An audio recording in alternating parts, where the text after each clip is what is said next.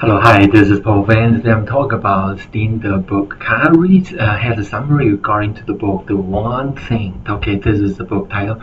The Surprising Simple Truths Beyond Extraordinary Result by Gary Skeller and J.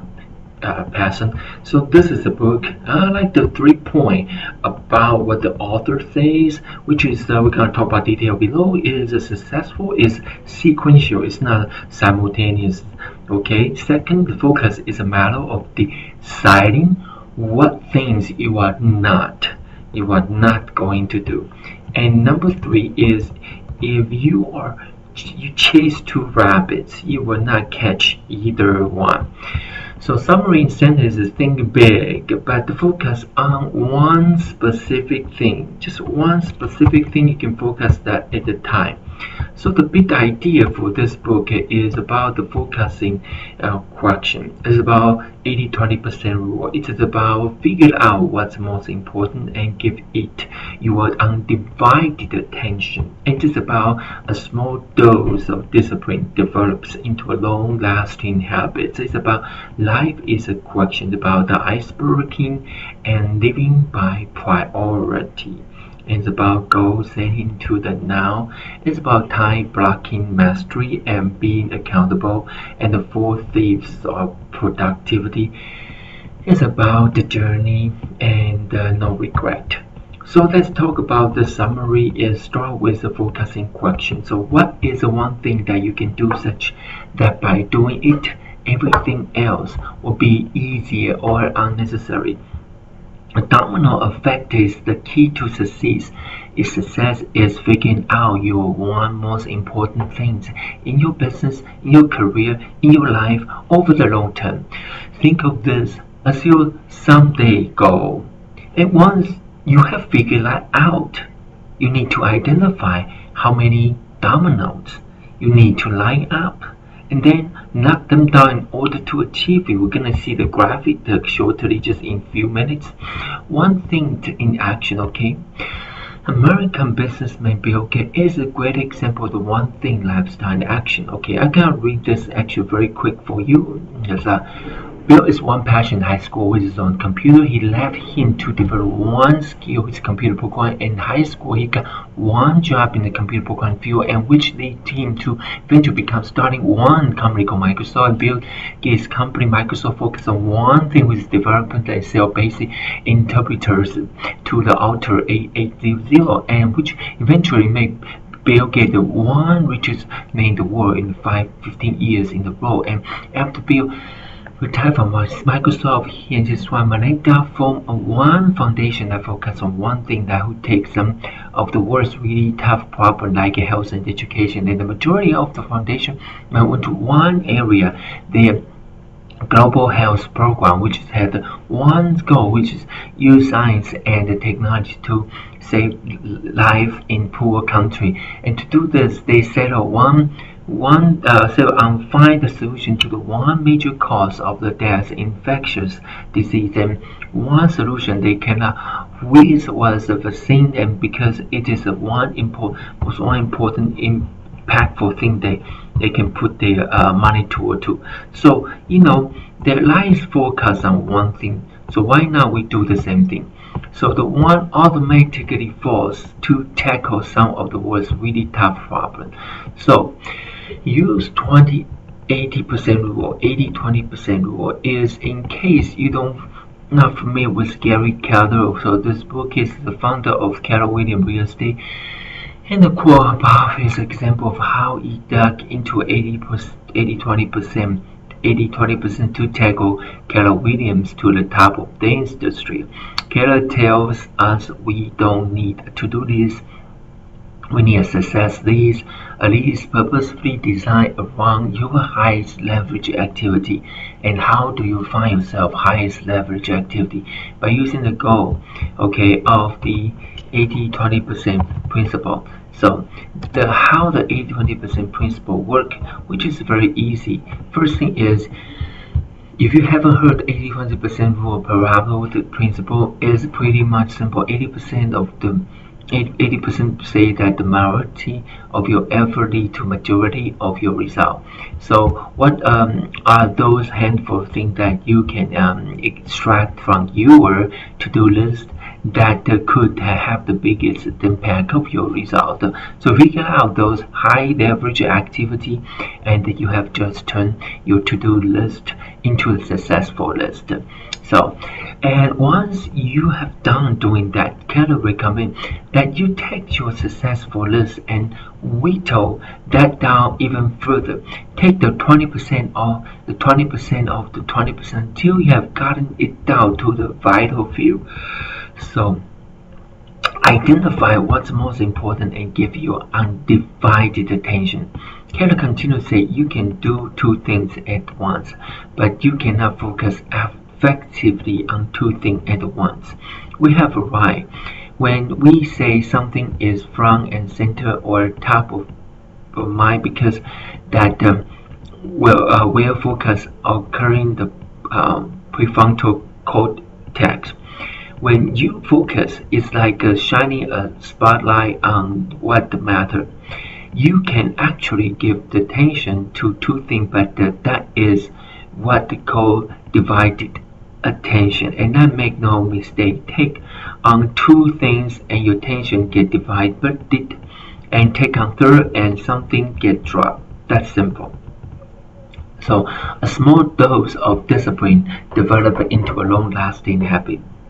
In other words, when you see people that seems like they are super disciplined, what they are really observing is people who condition a handful of habit into their life.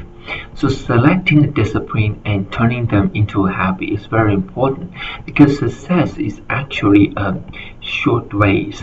A spirit fueled by discipline just long enough for the habit to kick in and take over. So here is the trick. If you want to create a habit, you would need to use your willpower discipline, or the other day we say the power of 5, 4, 3, 2, 1. Not try to change your cortex. Choose in the beginning, and this is hard, but keep at it persistent. According to the research, it takes on average 66 days to develop a discipline into the habit. Okay, life is a question, so focus on question. What is the one thing that you can do such that by doing it everything else will be easier unnecessary? For example, hire an assistant to handle your call and email is a leverage action that free up the time you use to put into call and email, thus making it easier for you to focus on growing your business. So this is important. Next, iceberg-ing and living by priority. Every organization wants the 2P, productivity and profit, but the most organizations haven't got the clues that there are two additional P that comes first and serve as a foundation of the second two. And those two P are the purpose and priority. So what does that mean? You can take a look at this drawing. The profit, which is on the top, but it's based on productivity and it's based on your priority and based on your purpose. So what does that mean? So see, the purpose is the foundation, right? So when you have a strong purpose, you can actually become clear about your highest priority. Is that true or not? So when you are clear about those two, you become a more productive person. And when you become productive person, you produce more value in the marketplace. And the only way to produce real and consistent value in the marketplace is to prioritize your activity based around your most important goal, yearly, monthly, weekly, and daily. And when you prioritize based on what is most important to you, then you have driven by purpose. And by golly, when you have got this pattern down pat, you do indeed begin generating profit. Ka-ching. So goal setting to the to the point is you have some day goal and you toward the today is 5 year goal, 1 year goal, and weekly goal, monthly goal, weekly goal, and go to what the daily goal. You are right, daily goal, and go to the right now. So what my one thing right now I have to do in order to reach my someday goal? That's what the author means. So by thinking through the filter of goal setting is to the now, you set a future goal and then methodologically drill down to what you should be doing right now. The one thing right now is nested inside your one thing today, which is nested inside your one thing this week, which is nested inside your one thing this month. It is how a small thing can actually build up to a big one. You are lining up your dominoes. So here is how you want to line up your domino within the context of your professional life.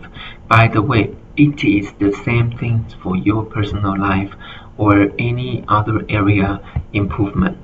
So some goal is what the one thing that I want to do someday, right?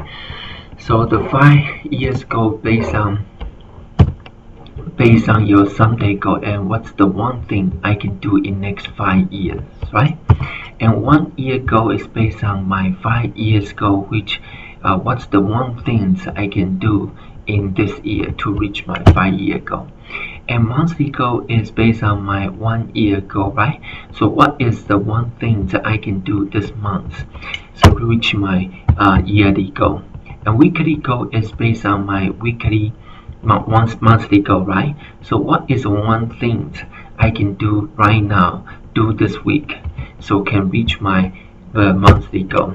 And daily goal is based on my weekly goal. And what is the one thing I can do today, and it can reach my weekly goal? So basically is just take care today, take care right now, take care of weekly goal, and your someday goal, your 5 years goal gonna be achieved.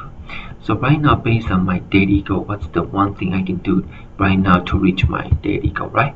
So now all you need to do is knock each domino down until you have hit your someday goal. Should keep you pretty busy, huh? So time blocking, master, and being accountable. Michelangelo once said, if the people know how hard I have to work to gain my mastery, it wouldn't seem wonderful at all. So get from E to P. Carol said that most people have an entrepreneur E mindset that in order to be more productive and effective at what we do, we should do the purposeful mindset. So the example is from E to P is, imagine you have just been asked to go chop some firewood, and E would be grab an axe and start chopping the away, while P would leave the axe behind and look for a chainsaw instead. Next, be accountable. Accountable is mean people achieve result or they can do only dream of it. So when life happens, you can be either the author of your life or the victim of it. Let's take responsibility for our outcome, because when we do that, we put ourselves in control. Let's take a super simple example. Let's say you are at work and now what happened? That you have read this note and you have decided that you are going to time block your most important one thing for any given day, and you get it all set up and you start getting to work, and then all of a sudden somebody comes down the hallway, lingers over your desk, start asking you questions that don't really matter, or questions that you go out on a break with them. So what do? Do you tell them yes, or do you tell them no? Answer yes, then when you know that you should be focusing on your one thing, put your coworker in control. Answer no, put you in charge. So that's simple. People who write their goal down are 39.5 more likely to succeed, and people who write their goal and share their progress with people that they have chosen to hold them accountable are 76.7% more likely to achieve them. So while there's a double your effectiveness, share your goal and progress, do it. Okay, I create this YouTube video a lot of times. Actually, I share my goal. The 4 things of productivity, avoid them at all costs. Okay, so one half of knowing what you want is knowing what you must give up before you get it, right? So inability to say no, fear of chaos, poor health habits, environment doesn't support your goal. Okay, so let's talk about this. Ability to say no, we talked about that earlier, is a rule of thumb. Karen recommend that we avoid saying yes to most things unless you are connected to your one thing, right? And second, fear of chaos. Shit happens, mess occurs, a wife and husband get angry, these things happen. But it doesn't mean that you should give up on your one thing. Chaos is natural. In fact, the more you focus, right, on your one thing, the more of it you might get. So that's okay. Protect your precious time, work, and remain productive. In time, you will learn, okay, to deal with the chaos in your own unique way. But don't let chaos control you. You control the chaos by focusing on your one thing, okay?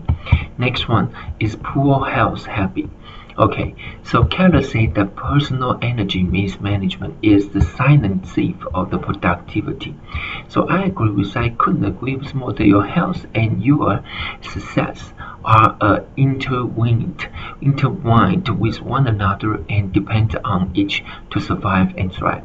For example, for maximum energy management and productivity, plan your days including the following. Meditate, pray for spiritual energy. Eat right, exercise, sleep sufficient for physical energy. Spend time with friends and family for emotional energy. Set goal, plan, and calendar for mental energy. Time block your one thing for business energy. So that's all very important. So environment doesn't support your goal. What can you do about it? Didn't you know that if one of your choose friends become obese, and you are 57% more likely to be the same, and your friend living in the successful life, the more chance you will be successful, right? So crazy enough, right? This is because the people we see and spend time with mostly tend to set our standard. Raise your standard and listen to Oprah's advice. Surround yourself only with people who are going to lift you higher. So it's about the journey. So at any moment in time, there can be only one thing, and when that one thing is in line with your purpose and sit atop your priority, it will be the most productive thing you can do to launch you toward the best you can be. Action builds on action. Happy builds on happy. Success builds on success. I want you to do some things. I want you to choose your eye, close your eyes, imagine your life as big as it can be possible. So really just close your eye. As big as you have every day of the dream. Think about that. And then some. And can you see it in your eyes? When you close your eyes, can you see that in your imaginary visualization? Now, open your eyes and listen to me. Whatever you can see, you have the capacity to move forward. And when what you go for is as vast as you can possibly envision, you will be living the biggest life you can possibly live. Live large is that simple, and no regret. Keller mentioned that excerpt from the book written by the Barney Ward titled "The Top 5 Regrets of Dying." Without further ado, here they are. Okay, I wish I'd let myself be happier. 2. I wish I'd stay in touch with my friend. I wish I had the courage to express my feeling. I wish I hadn't worked so hard, and I wish I had the courage to live a life true to myself, not the life others expected of me. So print that out and put it on your desk. This concludes Dean Koshari summary. So, best regard. And this system helps you. It can make good income daily. And if you take time and work on it, and you take time and work on it, okay, it's here to continue. Thank you so much. Watch this video and you have very blessed day. Thank you. Bye bye.